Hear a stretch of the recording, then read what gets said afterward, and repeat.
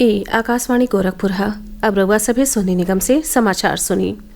लोक निर्माण विभाग मंत्री जितिन प्रसाद आज कानपुर देहात के काशीपुर गांव के पुरान हनुमान मंदिर में आयोजित कार्यक्रम के दौरान 96 गो विकास परियोजन का शिलान्यास कैले और 45 गो परियोजन का लोकार्पण कैले। एह मौका पर उहाँ के मौजूद जनसमूह के संबोधित करत कहली कि कौनहो परियोजना के पूरा भइले में धन का बाधा नाही आवे दिहल जाई। सच्चो विकास कार्यन के बेहतरी के साथे पुरहर तत्परता के साथे पूरा करावल जाई। निर्माण कार्यन के गुणवत्ता में लापरवाही बरते वाले जिम्मेदारन के खिलाफ कार्रवाई कैल जाई। सूचना प्रौद्योगिकी मंत्री अश्विनी वैष्णव कहले हवे कि अगला 5 साल में सरकार का खास ध्यान विनिर्माण क्षेत्र में रही, काहे से कि एहमे रोजगार सृजन का ढेरे संभावना हवे। उहाँ के आज नई दिल्ली में नीति फॉर स्टेट्स प्लेटफार्म और विकसित भारत रणनीति कक्ष के उद्घाटन के बाद मौजूद लोगन के संबोधित करत रहले। एह दौरान श्री अश्विनी वैष्णव समर्थ प्रशिक्षण मॉड्यूलो लॉन्च कैले। ऐसे जिला और खंड स्तर के अधिकारियों के योग्यता के प्रमाणित करे बदे परीक्षण तंत्र विकसित हुई। महाशिवरात्रि के पवित्र मौका पर मुख्यमंत्री योगी आदित्यनाथ बिहने गोरखपुर के धुरियापार में बनल इंडियन ऑयल के सीबीजी प्लांट का लोकार्पण करी हैं। एह मौका पर उहाँ के बांसगांव लोकसभा क्षेत्र के 222 करोड़ रुपया से बेसी का विकास परियोजना का सौगातो देब। मुख्यमंत्री 68 करोड़ रुपया से बेसी का 20 गो विकास परियोजना का लोकार्पण और 154 करोड़ रुपया से बेसी के 17 गो परियोजना का नींव धरी हैं।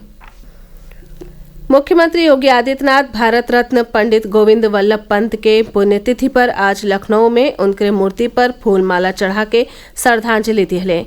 एह मौका पर प्रदेश का पहला मुख्यमंत्री और देश का गृह मंत्री रहल स्वर्गीय पंत के याद करत मुख्यमंत्री कहले कि उहाँ के भारत माता का महान सपूत रहली।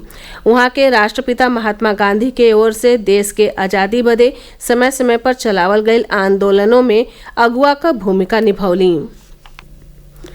केंद्रीय उपभोक्ता संरक्षण प्राधिकरण सट्टा और ऑनलाइन गैम्बलिंग जैसन गैर कानूनी गतिविधियन से जुड़ल विज्ञापन के बारे में निर्देश जारी कैले हवे।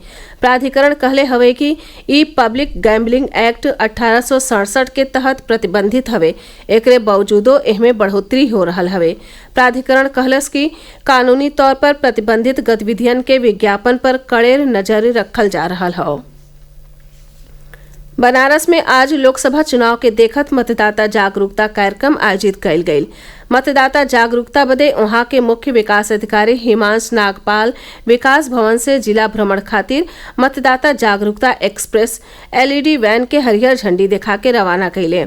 ई वैन खास तौर से लो वोटर टर्न आउट वाला विधानसभा निर्वाचन क्षेत्र में भ्रमण करी और लोगन के ढेर से ढेर मतदान खातिर प्रेरित करी।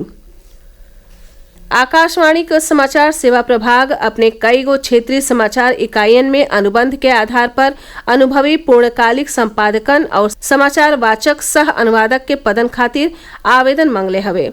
विवरण news.air.gov.in/vacancies पर उपलब्ध हवे। आवेदन पत्र भेजले का आखिरी तारीख 19 मार्च 2024 हवे। अमरोहा के गजरौला में बनल मन की बात संग्रहालय आकाशवाणी दिल्ली के संग्रहालय बदे 200 पुरान रेडियो सेट उपहार के तौर पर भेंट कैले हवे। प्रस्तुत हवे हमरे संवाददाता का एगो रिपोर्ट।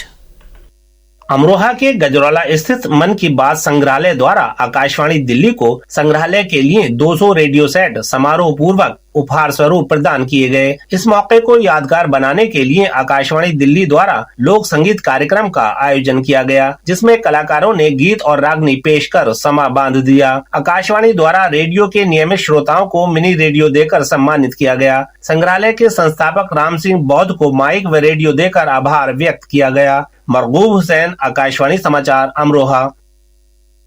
बिहने देवाधिदेव महादेव के आराधना का त्योहार महाशिवरात्रि हवे। ए त्योहार के श्रद्धा भक्ति और उत्साह के साथ मनावे खातिर शिव मंदिरन और शिवालयन में अजुए से तैयारी कैल जा रहल बा। मंदिरन का साफ सफाई कई के उन्हें सजावल जा रहल बा। बिहने भोरमे से जलाभिषेक खातिर शिव मंदिरन और शिवालयन में श्रद्धालुअन के पहुँचले का तांता शुरू हो जाई।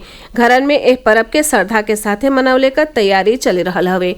एक साथ ही इस समाचार बुलेटिन पूरा भइल। नमस्कार।